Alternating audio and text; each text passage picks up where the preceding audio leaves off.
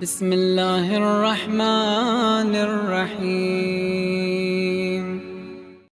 واقعات ہیں لیکن آج وقت کی کمی ہے، کل زیادہ اس پہ تفصیل سے پڑھوں گا، لیکن ایک واقعہ اور ربط مصیبت۔ بہت بڑے مجتہد گزرے آج سے 150 سال پہلے کہ آج آپ کے جتنے مراجع ہیں تقریباً 70% جو اپنے اجتہاد میں استفادہ کرتے ہیں وہ اس مجتہد سے کرتے ہیں، شیخ انصاری۔ بہت بڑے مجتہد گزرے، نجف میں مقیم، ایران کے آذربائیجان سے کچھ لوگ ان سے ملنے گئے اور کہا کہ شیخ صاحب ہمارے علاقے میں کوئی عالم نہیں، کوئی فقیہ نہیں، کوئی پڑھا لکھا جامع شرائط فقیہ نہیں، آپ اپنے شاگردوں میں سے کسی کو بھیج دیں تاکہ ترویج دین ہو، ترویج مکتب اہل بیت ہو، لوگ بے دین نہ بن جائیں، لوگ نماز روزے حج و عبادت اور بندگی سے دور نہ ہو جائیں، تاکہ لوگوں کے ارث کے مسائل، طلاق کے مسائل مختلف الجھنے ہیں۔ تو آغائے شیخ انصاری نے اپنا ایک شاگرد آیت اللہ قفقازی، ان کو کہا کہ آپ ماشاءاللہ سارے علوم پڑھ چکے ہیں اور اب تیار ہیں، آپ ایک مکمل فقیہ ہیں، لہٰذا یہ ڈیوٹی میں آپ پہ دیتا ہوں، آپ جائیں آذربائیجان اور وہاں جا کر اہل بیت کے چاہنے والوں تک شریعت اور فقہ اور فضائل و ترویج مکتب اہل بیت میں خدمت کریں۔ انہوں نے کہا ٹھیک ہے قبلہ، پڑھا اسی مقصد کے لیے تھا تاکہ اس مکتب کی زندگی کا ہدف یہی ہے کہ خدمت مکتب اہل بیت کی جائے۔ 3 دن کے بعد آغا انصاری کہتے ہیں یہ مجھے پھر نظر آیا نجف میں۔ شاگرد کو بولا قفقاز نہیں گئے آپ آذربائیجان؟ کہ نہیں قبلہ ابھی تک نہیں گا۔ کہ کیوں نہیں گئے؟ کہ قبلہ میں نے کل رات ایک خواب دیکھا ہے اور اس خواب اگر خواب صادق ہو تو 3 دن میں مر جاؤں گا، تو لہٰذا میں 3 دن رک رہا ہوں، اگر مر گیا تو اچھا ہے کہ میں نجف میں ہی دفن ہو جاؤں، میں سفر پہ جاؤں کیوں، اس سے اچھی زمین مجھے نہیں ملے گی، اس سے مقدس سرزمین مجھے نصیب نہیں ہوگی، تو 3 دن میں انتظار کر رہا ہوں۔ شیخ انصاری نے کہا کیا خواب دیکھا ہے ایسا کہ اتنے مطمئن ہو کہ 3 دن بعد مر جاؤ؟ کہ شیخ انصاری کل رات خواب دیکھتا ہوں کہ میں مر گیا ہوں اور مجھے عالم برزخ میں لے جایا گیا ہے، ایک خوبصورت سا باغ ہے، خوبصورت سے درخت ہیں، وہاں کی ہواؤں کی توصیف میں نہیں کر سکتا، کتنا سکون تھا، اور ملائکۃ اللہ مجھے باغ میں لے آئے۔ میں نے کہا کس کا باغ ہے؟ کہا شیخ قفقازی یہ تمہارا باغ ہے، اہل بیت کے چاہنے والے، علوم اہل بیت کو حاصل کرنے والے، 3 دن کے بعد تم مر جاؤ گے اور تمہاری روح کو یہاں لایا جائے گا، لہٰذا ہم تجھے یہ باغ دکھانے آئے ہیں۔ کہتے میں اس باغ میں چہل قدمی کر رہا تھا تو اس باغ کی انتہا میں ایک دروازہ تھا، وہ کسی اور باغ کی طرف جا رہا تھا، اور جب میں اس باغ کے اندر گیا تو اس باغ کے سامنے میرا باغ نہیں تھا، باغیچہ تھا، چھوٹا سا باغ تھا، اتنا بڑا باغ، اتنا خوبصورت باغ۔ میں نے ملائکۃ اللہ سے پوچھا یہ کس کا باغ ہے؟ کہا یہ شیخ انصاری کا باغ ہے۔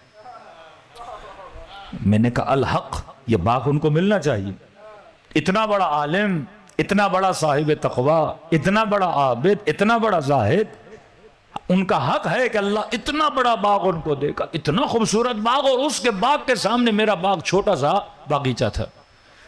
ہاں، حدیث معصوم میں امیر المومنین فرماتے ہیں اللہ کی رحمت کے 100 حصے ہیں، اس نے 100 حصوں میں سے اپنی رحمت کا 1 حصہ دنیا والوں پہ ظاہر کیا ہے، اور 99 حصے خدا نے بچا کے رکھے ہیں آخرت کے لیے۔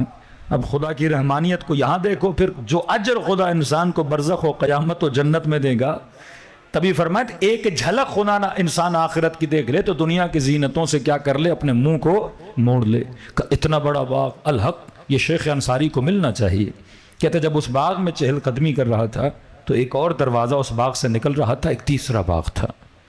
جب اس تیسرے باغ کے اندر گیا تو اس باغ کے سامنے شیخ کا باغ بھی باغیچہ تھا، اتنا بڑا باغ تھا۔ اب ذہن میں سوال پیدا ہوا شیخ انصاری سے کوئی بہت بڑا عالم ہوگا، اور عصر حاضر میں شیخ انصاری سے بڑا کوئی عالم تھا نہیں نجف میں، کا تجسس پیدا ہوا۔ میں نے کہا یہ کس کا باغ ہے؟ انہوں نے کہا کہ یہ حاج فاضل کا باغ ہے۔ کون فاضل؟ کہ وہ جو نجف کے اندر عالم دین نہیں ہے، آیت اللہ نہیں، ایک عالم دین، متقی عالم دین اور ذاکر حسین، عالم بھی تھا ساتھ میں ذاکر ابا عبداللہ الحسین بھی تھا۔ کہتا میں نے فوراً اعتراض کیا، میں نے کہا شیخ انصاری کے مقابلے میں ان کا مقام اتنا ہے ہی نہیں، اتنا بڑا باغ اس کو دیا جائے؟ کہاں شیخ کی تقوی، کہاں شیخ کا علم، کہاں شیخ کی فقاہت، اتنے شاگردوں کی تربیت کی، اور آپ نے ہم متقی ہے پرہیزگار ہے لیکن اس عالم کا علم اتنا نہیں کہ شیخ کے مقابلے میں آ جائے، اور اس ذاکر اہل بیت اور اس عالم کو اتنا بڑا باغ دیا گیا۔ تو ملائکۃ اللہ نے کہا کہ سچ کہہ رہے ہو، یہ باغ اس کا نہیں لیکن اسے حسین نے دیا ہے، تمہارا باغ تیرا ہے، شیخ کا باغ شیخ کا ہے۔ کہ ہم جانتے ہیں اس کو اتنا مقام نہیں ہے لیکن کیا کریں، اتنا بڑا باغ اسے ابا عبداللہ الحسین نے دیا ہے۔ کہ شیخ انصاری انتظار کر رہا ہوں 3 دن، زندہ رہا تو جاؤں گا، مر گیا تو وہاں پر آپ کے آنے کا انتظار کروں گا۔ لیکن کہتا ہے میرے دل میں تجسس پیدا ہوا کہ اس آغائے فاضل کا، حاج فاضل کا امام حسین کے ساتھ کیا تعلق ہے کہ جس کی وجہ سے امام حسین نے اتنا بڑا باغ اسے دے دیا۔ کہتا ہے میں ڈھونڈتا ڈھونڈتا ان کے گھر گیا، دروازے پہ دستک دی، شیخ فاضل بھی زندہ تھے، باہر آئے، میں نے تعارف کروایا، میں نے کہا شیخ صاحب اگر اجازت ہو تو آج کی رات آپ کے گھر میں مہمان بننا چاہتا ہوں۔ کہا مہمان حبیب خدا ہے، آ جائیے۔ کہتا اس رات ان کے گھر میں رکا تاکہ دیکھوں ایسا کون سا عمل ہے، ابھی 3 دن ہے میرے پاس، تاکہ مرنے کے بعد وہ چھوٹا باغ نہیں مجھے بڑے والا باغ ملے۔ المؤمن حریص، مومن دنیا کے لیے حریص نہیں ہوتا، آخرت کے لیے بڑا حریص ہوتا ہے، حرص سے آخرت رکھتا ہے، حرص سے دنیا نہیں رکھتا۔